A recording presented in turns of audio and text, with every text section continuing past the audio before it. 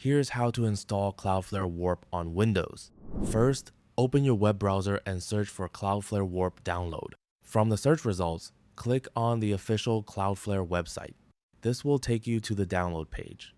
Keep in mind that Cloudflare Warp is now included as part of the Cloudflare One client, so you'll see the updated name on the download page. Once you're there, click the Download for Windows button and wait for the installer to finish downloading.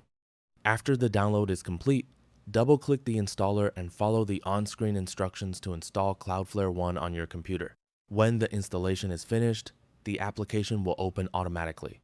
On the welcome screen, you'll see two options: private browsing and Cloudflare One client.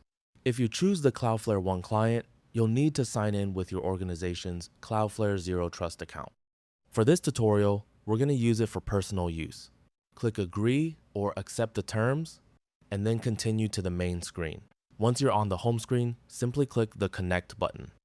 After a few seconds, the status will change to Connected, and Cloudflare Warp will begin securing your internet connection.